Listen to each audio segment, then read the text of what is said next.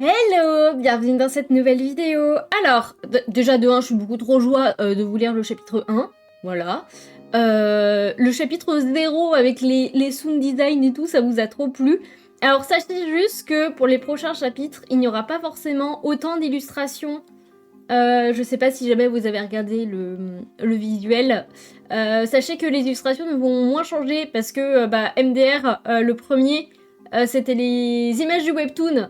Et que là j'ai pas la suite, donc ça sera sûrement une illustration qui bougera plus. Bref, et je tiens à vous dire que du coup cet épisode et l'épisode de la semaine prochaine, parce que la semaine prochaine vous aurez le chapitre 2, sont tournés à la suite parce que la semaine, la semaine où vous allez voir le chapitre 2, je reviens d'Édimbourg, je passe une semaine à Édimbourg. Donc du coup, je prévois en avance pour être sûr de vous sortir des vidéos. Parce que sinon, il n'y aurait pas eu de vidéo et ça m'embête de rien sortir. Mais du coup, si ça vous tente, je vous ferai peut-être un vlog d'Édimbourg. Bonne lecture, n'hésitez pas à vous poser avec un petit thé ou je sais pas quoi pour écouter. Normalement, ça durera à peu près la même durée que celui de la dernière fois. Et j'espère que ça vous plaira toujours autant. Chapitre 1, tu es mon successeur. La vitesse, cette sensation de pression et le vent qui sifflait dans ses oreilles. Echo l'adorait. C'était vraiment un de ses meilleurs moyens pour se vider l'esprit en ne pensant à rien. Se tenant à la crinière de son cheval, le dirigeant avec ses jambes, communiquant avec quelques claquements de langue, le moment était très plaisant. Malgré le poids de sa monture, le jeune guerrier voyait le paysage défiler à toute allure. Echo avait récupéré le cheval de trait lors de son arrivée au village et le contact était tout de suite bien passé, à son plus grand bonheur. Un peu ailleurs, Echo faillit louper le chemin pour le village de Justesse. Quelques secondes après, il serait reparti pour 2 ou 3 heures de balade sans pouvoir faire demi-tour, les chemins étant trop escarpés. Il voyait déjà le canyon où se trouvait le village, et surtout, quelqu'un qui semblait l'attendre à l'entrée. « Echo, les chefs te demandent, ça a l'air important !»« Laisse-moi le temps d'arriver au moins !» Il se rapprocha du jeune homme, il s'agissait de Ciel, un jeune guerrier du village. La peau sombre, recouverte d'une douce fourrure tirée, de petites oreilles duveteuses sur le haut de son crâne, il ondulait sa longue queue féline, amusé de voir son ami galoper de si bon matin, alors que tout le monde dormait. « J'ai le temps de déjeuner avant ou pas ? Je t'avoue que j'ai pas demandé, tu veux que je m'occupe de ton cheval ? Je veux bien, je dois aller me changer si je veux être présentable. Tu ferais bien, tu verrais ta tronche, dit-il en rigolant. Va falloir améliorer ça avant de te présenter au chef. Echo descendit de cheval, lui caressant l'encoulure pour le remercier de cette balade. Grise le remercia à son tour avec un bisou dans le cou, puis il commença à manger les cheveux gris de son cavalier. Tu peux leur dire que j'arrive maximum dans le milieu de la matinée. Dis-leur que j'ai un souci avec mon armure, que je dois aller la faire réparer. Attends, tu me demandes de mentir à Joy et Rainer ? Je vais me faire défoncer. C'est pas totalement un mensonge. J'ai laissé à Petra mon plastron, la lanière est cassée. Bon, si tu le dis. Tu devrais pas trop traîner autour de Petra. Son mari a l'air de mauvais poil ce matin. Je t'attends devant la mairie, sois pas en retard. Echo attendit que son ami soit plus loin avec son cheval pour soupirer. Pourquoi les chefs voulaient le voir ? À cause de son amitié avec Petra ? En quoi ça les concernait ? Et sa dernière mission s'était bien passée. Cela faisait maintenant 7 ans qu'il avait rejoint le village. Il s'était rapidement intégré à l'équipe de protection du camp, jusqu'à même devenir leur chef. Le royaume était en paix depuis des années, à part quelques loupards qui essayaient de voler des vivres ou autres, il n'avait jamais vraiment eu de soucis complexes. Bien sûr, il avait entendu des rumeurs sur une attaque du château royal. Mais il était bien trop éloigné pour savoir si ces rumeurs étaient fondées. Mais Joy, la chef de la partie terre, était directement touchée par cette affaire. Elle était émissaire pour la famille royale et s'y rendait souvent. Elle en savait donc sûrement plus que ce que le peuple était informé. Cette idée de peut-être pouvoir soutirer des informations à sa supérieure le motiva enfin à entrer dans le village pour se refaire une fraîcheur. Il passa dans sa maison pour récupérer son nécessaire de bain. Il n'avait jamais vraiment pris le temps de faire construire une baignoire dans sa maison. Il n'y était que très rarement de toute façon. Il se dirigea vers la salle de bain commune, construite dans la pierre du canyon où s'était établi leur village. De fins sentiers couraient toute la paroi, entrant et sortant de la roche pour amener aux maisons et aux bâtiments communs. Echo passa devant la maison de Petra, jetant un coup d'œil par la fenêtre pour voir si son ami y était. Il vit son plastron posé sur la table avec une petite lettre. « Ah, elle a réussi à le réparer, parfait !» Il décida de le prendre au retour, ça lui laissait une nouvelle chance de voir la belle Petra.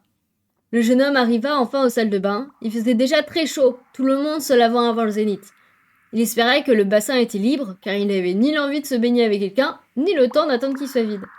Heureusement, la place se libérait pile au bon moment. À croire que le destin voulait vraiment qu'il se dépêche pour voir les chefs. En tout cas, Echo prit le signe dans ce sens, car il se dépêcha, expédiant son moment de détente. Une fois propre, il repassa devant la maison de Petra. Malheureusement pour lui, c'était son crétin de mari qui était là. « Tiens, Echo, Petra a laissé ça pour toi, maugréa le grand air. » Même si Echo était grand, Finian le dominait, faisant un bond de mètre. Il avait des épaules larges, avec de grandes ailes brunes qui le rendaient encore plus impressionnant. Au tribunal, il devait intimider les autres avocats en face de lui. Mais il en fallait plus pour impressionner le chef de la défense. Ils se toisèrent avec mépris pendant un moment. « Tu la remercieras de ma part, Finian. C'est gentil de sa part de m'avoir réparé ma lanière. J'espère que tu trouveras quelqu'un d'autre pour le faire la prochaine fois. » C'est tant qu'il était dans le village, et c'est tant qu'il ne pouvait pas se voir même en peinture. Pourquoi avait-il une femme si adorable? Il ne la méritait aucunement. Echo savait que c'était un mariage arrangé, ce qui le rendait encore plus en colère. Comment cette pratique pouvait être tolérée par la famille royale? Il prit son plastron et la lettre, avant que Finian ne lui arrache brutalement le papier des mains. « Ça, je le garde, » dit-il d'un ton ferme. « C'est personnel, rends-moi ça. Arrête de tourner autour de ma femme, c'est mon dernier avertissement. Tu devrais arrêter de la traiter comme une chose, Petra mérite mieux que ça. » Finian ne le laissa pas placer un mot de plus, avant de le pousser hors de chez lui et de claquer la porte avec force. Vraiment, ce type, Echo ne comprenait pas pourquoi certains avaient du respect pour lui au camp. Certes, il était avocat. Certes, il était bien placé dans la hiérarchie du clan. Mais c'est vraiment un crétin possessif.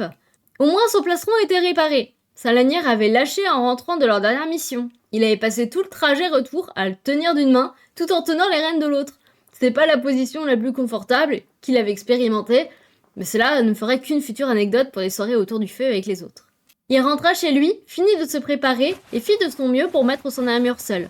C'est pas une grosse armure en métal, comme celle qu'ils ont au royaume, mais elle pesait quand même son poids. Une fois apprêté, bien recoiffé et débarbouillé, Echo prit un long moment pour calmer son stress qui sentait grimper. Les pensées se bousculaient dans sa tête. Il n'avait aucune idée de ce pourquoi il était convoqué de si bon matin. Mais l'heure était arrivée, il devait y aller. Pas possible de trouver une autre excuse maintenant. La mairie n'était pas si loin de chez lui. En quelques minutes, il retrouva son ami Ciel à la porte de la grande bâtisse creusée dans la pierre. Les bâtisseurs avaient passé du temps à la sculpter. C'était clairement le bâtiment le plus joli du village. « T'as mis du temps! J'ai cru que j'allais devoir dormir ici. Tu t'es pris la tête avec Finian, avoue. » Echo soupira. Tout le village était au courant de sa relation avec l'avocat. Ça faisait des ragots pour les anciens. Mais l'heure n'était plus aux rivalités. Il devait voir la chef de son peuple et le chef du village. Il poussa les grandes portes de la mairie. Devant lui se dressait une immense centauresse, blanche avec des zébrures noires. Les mêmes que celles d'Echo. La tête haute, le visage fin mais fatigué par l'âge et ses nombreux voyages. Des cheveux gris coiffés en iroquoise, la chef de la partie terre le regardait avec compassion. À côté d'elle, beaucoup plus petit, se tenait Rainer, le chef du village. C'est grâce à lui qu'Echo avait pu intégrer le clan de la pierre 7 ans plus tôt. À côté de Joy, il n'avait plus vraiment la présence d'un grand chef. Et vu comment sa mâchoire était serrée, Echo se douta qu'ils avaient encore dû se disputer. Joy et Rainer étaient divorcés depuis plusieurs années suite au décès de leur fille biologique. Quand ils se voyaient, ça faisait souvent des étincelles. Et pour que les deux demandent à le voir, c'est que ça devait être important. Le jeune guerrier s'inclina devant ses aînés. « Joy, Rainer, je suis surpris que vous ayez demandé à me voir. Que se passe-t-il ?»« Allons en parler dans mon bureau, » marmonna Rainer en prenant la direction du fond de la mairie. Le sujet avait l'air d'être à l'origine de leur dispute. Ça sentait pas bon pour Echo. Il déglutit avant de les suivre. Mais qu'est-ce qu'il avait pu faire pour que les deux chefs se prennent la tête à son propos? C'est vraiment à cause de Petra? Est-ce que Finian avait demandé son expulsion? Mais pourquoi impliquer Joy alors? Elle avait sûrement autre chose à faire que de gérer les petites disputes de clan. Son cerveau se mit à bouillonner, cherchant une explication à tout ça. « Echo, t'es avec nous ?»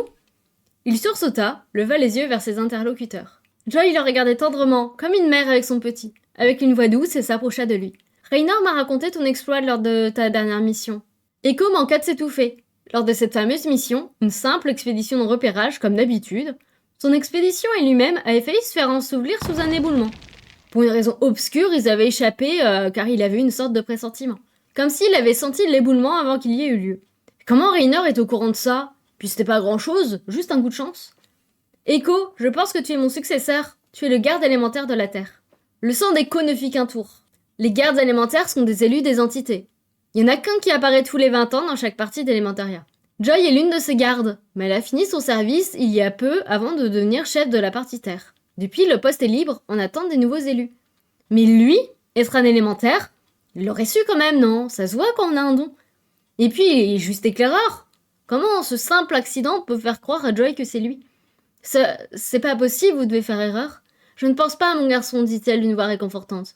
Et je suis même heureuse que les entités t'aient choisi, car vous commencez assez mal votre service. Elle baissa la tête, ses yeux se remplirent de larmes. Echo n'avait jamais vu la grande chef montrer ses sentiments comme ça. Le sujet devait être sérieux. La reine a été assassinée, et la princesse a disparu. Et voilà pour ce chapitre 1, j'espère que ça vous a plu. Alors je me suis juste rendu compte en tournant que ça se trouve, vous avez peut-être pas tout l'écrit. Parce que genre sur le côté, quand je scrolle, visiblement en fait mon texte est mon milieu de page. Et que moi je le remontais, donc ça se trouve vous avez pas tout. J'en suis sincèrement désolée. Et voilà. Je ferai en sorte de régler ça pour les prochains. En tout cas d'y penser, lol.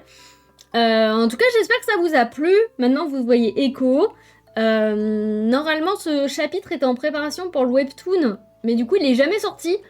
Et va falloir qu'on finisse le premier. Et mais pour ça, va falloir que je m'y remette. Lol. Envoyez-moi du courage, SEP. Je vous fais plein de bisous et moi, je vais aller tourner le chapitre 2.